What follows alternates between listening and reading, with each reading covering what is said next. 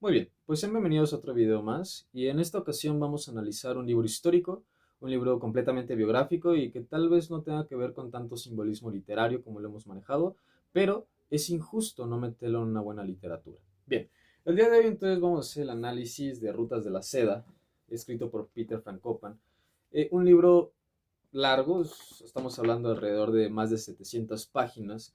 Y como bien dije, es un libro completamente histórico. Peter Van Koppen es un historiador contemporáneo, el cual tiene matices bastante interesantes a la hora de escribir un texto complejo, porque es complejo, y cuando hablemos del tema de la calificación, vamos a hablar justamente el tema de las áreas de oportunidad que tiene un libro de esta envergadura. Muy bien. A ver, Rutas de la Seda es complicado, cuando yo pensé hacer este video, es complicado guiarlo en el tono que lo estamos manteniendo en el canal. Hablemos de Fausto, hablemos de 1984, de Circe, etcétera, donde intentábamos buscar simbolismo, no resumir, sino buscar simbolismos en cuanto a fondo y forma, en cuanto al lenguaje, en cuanto al contexto, por ejemplo, cuando hablamos de Kafka, etcétera. Pero en este caso es más complicado. Obviamente, al tratarse un texto histórico, sacar o intentar sacar simbolismos de, por ejemplo, la Revolución Rusa o lo que fueron los mongoles, los vikingos, pues es bastante complicado e insisto, es un texto completamente histórico. Entonces, este video va a tener un enfoque completamente distinto al habitual y simplemente me voy a centrar en un análisis de ciertas particularidades que me parecieron sumamente interesantes, no literarias, sino históricas, vuelvo a repetir, y, y cómo nos manejamos, que es una frase y el tema de la recomendación. Entonces, primero lo que me parece fantástico de este libro, escrito nuevamente por Peter Van Koppen, y es un sello característico de Peter Van Koppen en otros libros que tiene, y es el hablar sobre el Oriente. Muchas veces, y es que este es un libro que te saca, de hecho, hablamos de 700 páginas, poquito más de 700 páginas, pero alrededor de 400 páginas es dedicado a hablar exclusivamente de Medio Oriente, de lo que fue Bagdad, lo que fue Afganistán, lo que fue Irak, todos estos, lo que fue Siria, todos estos lugares que hoy el Occidente, lo que nos ha vendido Europa, lo que nos ha vendido Estados Unidos, toda la modernidad nos ha enseñado a verlo como la otredad, donde son lugares donde hay problemas locales, donde en tecnología, incluso en inteligencia, son países retrógrados, eh, donde tal vez no hay tanta modernidad, que tristemente a veces se nos educa así, donde hay que ver a Oriente como esa otredad y el Occidente como el mágico mundo y perfecto, pues Peter Van Koppen nos enseña a dudar. Nos enseña a dudar sobre si realmente lo que nos enseñaron en la escuela sobre historia es realmente lo que pasó. Porque, y como lo dice Orwell en 1984, la historia es un compendio de historias que los escribe el ganador. Estamos confiando plenamente en él o en ellos.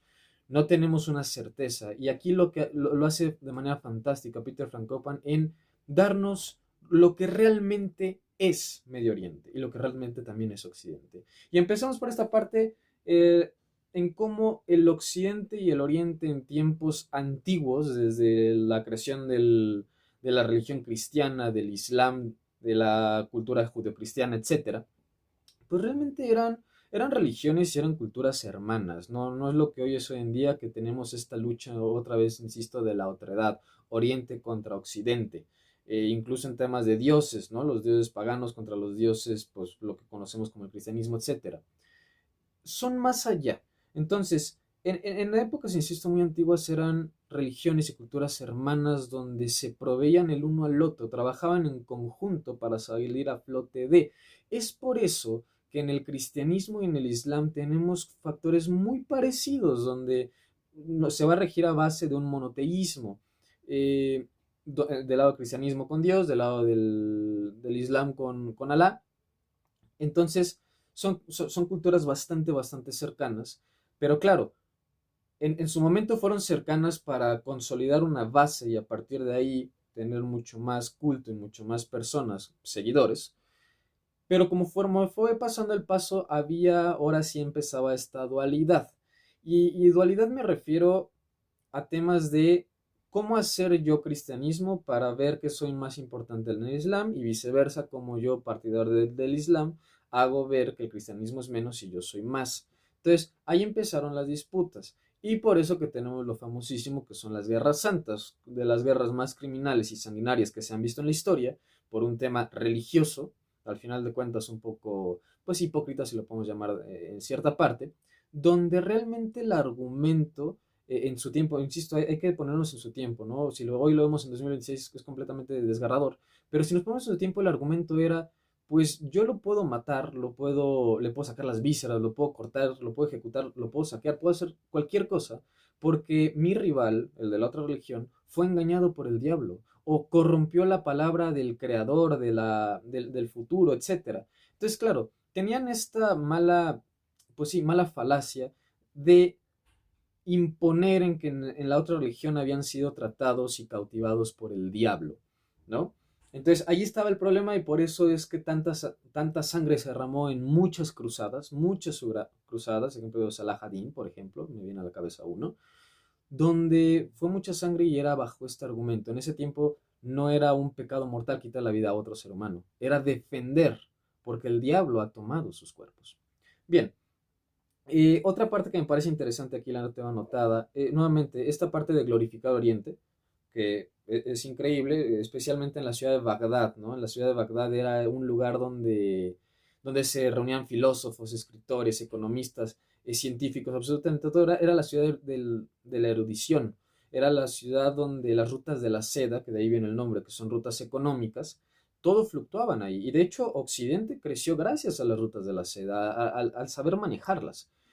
En Bagdad, como bien digo, había mucho conocimiento y de hecho hay un nombre, digo, no quiero pronunciarlo mal, que es Abu Raynan al-Biruni, perdón la traducción nuevamente, Abu Raynan al-Biruni, que en esos tiempos ya estaba calculando el radio de la Tierra con el error del 1% y ya se estaba haciendo las preguntas sobre cómo la Tierra gira alrededor del Sol. Entonces, claro, ¿quién de nosotros ha escuchado sobre este científico? Muy pocos. Y es donde uno se pregunta, entonces, claro, toda esta ciencia que nos enseñaron del Renacimiento italiano sobre teorías de astronomía y cálculos, etcétera, pues obviamente son aportaciones, pero entonces realmente no venían tanto de ahí. Realmente desde la época de Bagdad, en el Oriente, ya se estaba consolidando lo que era una ciencia y bastante precisa. Insisto, calcular el radio de la Tierra con 1% de errores es exacto prácticamente. Entonces tenemos que en Oriente había muchos filósofos, muchos eruditos, y Occidente empieza a copiar muchas mañas, si así le puedo llamar, de Oriente. Su forma de vivir, su forma de interactuar, su forma de hacer canjes, su forma de tratar las rutas de la ciudad. Y así es como Occidente, a partir de la cultura hermana, empieza a tomar rasgos que le fueron exitosos a Oriente y empieza a salir como esta potencia emergente, como por ejemplo con Roma. Y entonces ahora sí empezamos a conocer todo lo que es Occidente, empezando con Italia, empezando con Francia, los españoles, y de ahí empezamos aquí, y bueno, en la Edad Moderna, si así le puedo llamar, pues ya tenemos lo que es Estados Unidos, Europa y todo esto, y ya tenemos esta dualidad muy marcada, tristemente marcada, sobre lo que es la dualidad entre Occidente y Oriente. Bien, y es que justamente podemos pensar en dualidad, y es que este es uno de los libros que te hacen ver la política y geopolítica de hoy en día, y entonces empiezas a comprender, porque entiendes que las guerras que hoy pasan no es un tema no es un problema de hoy en día, ni de hace un año, ni de hace 5 años, son problemas que vienen acarreando desde siglos pasados, desde años pasados, porque es un contexto histórico y nacionalista que cada país tiene, y que tristemente personas que tal vez no conocen su historia van y lo replican y se meten a estas guerras. Entonces es el momento donde dices, las guerras de hoy en día son hechos que fueron gracias a épocas del pasado, a personajes del pasado y gente que tal vez ni sabe su historia está replicando y busca ser nacionalista en pro de su nación y de su historia, aunque no lo conozcan, insisto. Hoy en día es triste, pero en guerras, y puedo citar muchas guerras actuales, pues es la tecnología. Tristemente son guerras muy sanguinarias a manos de misiles, de armamento militar, de muchas armas que puedo listar sin fin, y tristemente se quitan vidas a gente inocente que ni siquiera está inmiscuida en esos problemas. En el pasado, quitando la Guerra Santa, las cruzadas, que fue otra historia completamente trágica, anteriormente a las cruzadas hay algo que se llama las guerras de las monedas, donde eran misiles precisos, pero no eran misiles que mataban, no eran misiles que hacían daño, eran misiles que buscaban ¿qué? incrementar la cantidad de fieles. ¿Por qué? Porque en una moneda, aquí está, en una moneda, los cristianos, obviamente esto podía ser de oro, entonces los cristianos de un lado ponían la cara de ¿quién? De Jesucristo. Y estas monedas las intercambiaban en las rutas de la seda, pues para comprar, no sé, plantas, avena, té, muchas cosas, depende de cada ruta. Y entonces, claro, esta moneda yo la intercambiaba, por ejemplo, en Italia y podía perfectamente llegar a Bagdad, perfectamente podía llegar a los mongoles. Entonces, claro, los mongoles al recibir esto, ven una figura de Jesucristo. Y entonces muchas personas se hicieron acorde al cristianismo gracias a esto. Pero ¿qué pasa? En el Islam, del otro lado de la moneda, pues hay que poner una cara de Alá. Entonces eran misiles estratégicos que no hacían daño a nadie, pero que tenían mucha proyección y mucha influencia. Porque pensemos en el comercio de hoy en día. Un simple billete, una simple moneda se va a expandir y quién sabe hasta dónde va a llegar. Lo mismo pasaba con monedas, pero a gran escala, donde de un lado teníamos la cara de Jesucristo y en la moneda del Islam teníamos la cara de Alá. Esto para, insisto, conseguir seguidores. Continuando, digo, obviamente no voy a ver toda la historia, ¿no? O sea, aquí me podría tirar un video de 700 horas o 700 videos particulares para dedicar cada cosa que, porque Rutas de la Seda lo que hace muy bien es explicar toda la historia del mundo, toda la historia del mundo. Tal vez la segunda mitad no lo describe tan bien, muy general, no como Oriente, pero, insisto, es toda la historia. Entonces, obviamente, para hacer la aclaración, yo nada más vengo a decir unos pocos porque, una, no soy historiador, evidentemente, es un ratoncito de biblioteca. Y otra, pues, es un análisis ameno y para buscar la recomendación. Entonces, simplemente son apartados que me interesan mucho. Yo creo que uno de los apartados más interesantes y favoritos míos es el tema de los vikingos, ¿no? Los vikingos era una raza verdaderamente monstruosa.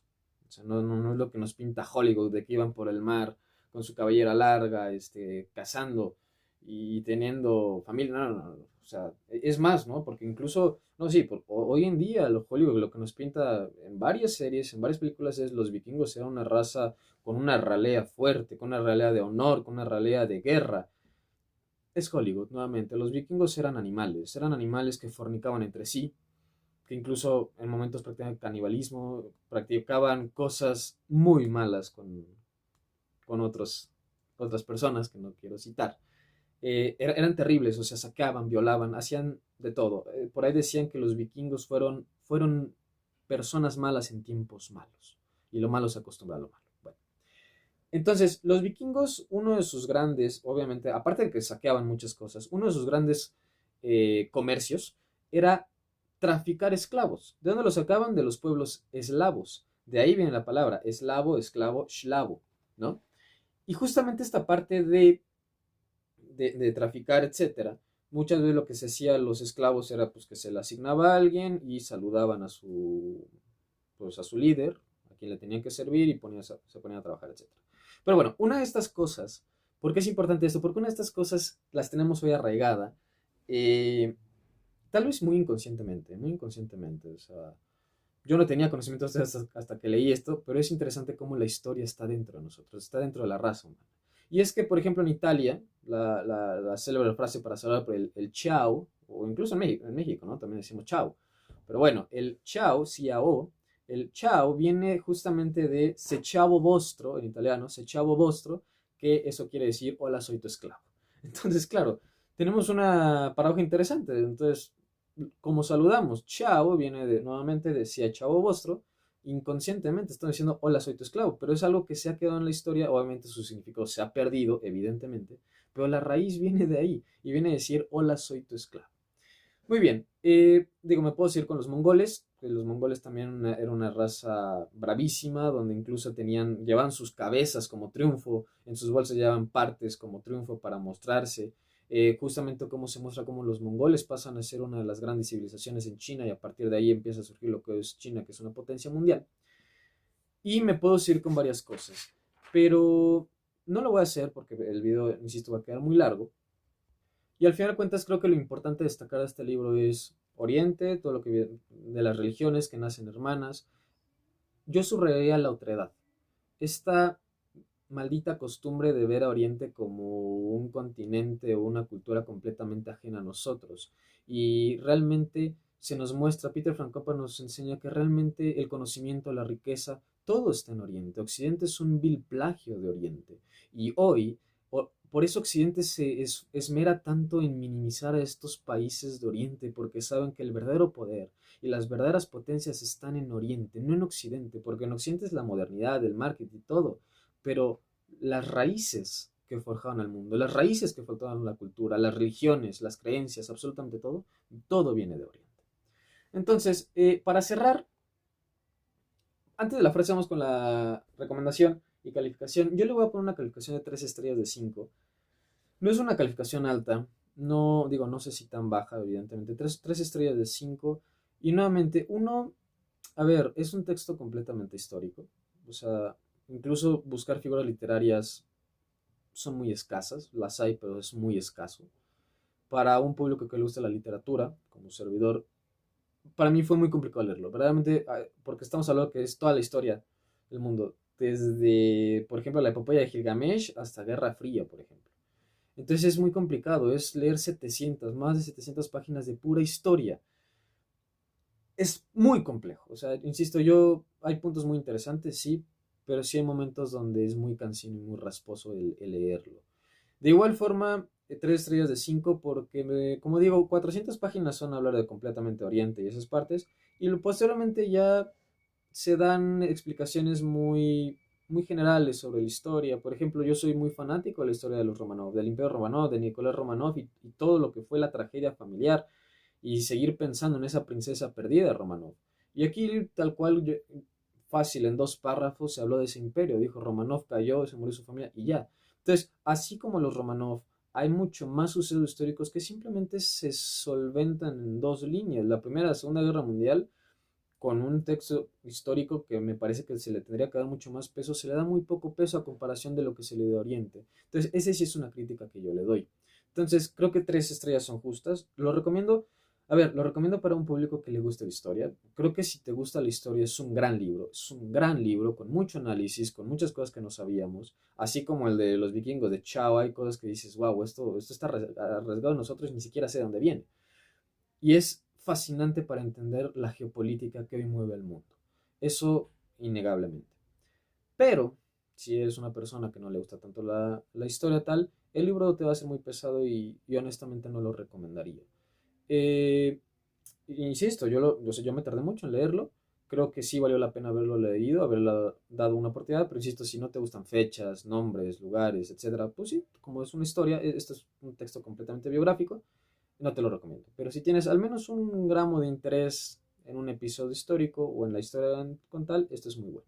De hecho, es partidario de lo que va a ser otro video que hablemos sobre la entidad del diablo, porque de ahí viene, saber de dónde viene la concepción del diablo, desde Sahura Mazda, desde Iron Man, desde lo que fue la figura de Tiamat, etcétera, tanto en hebreo como en alemán, etcétera, es muy interesante. Y aquí te lo explico.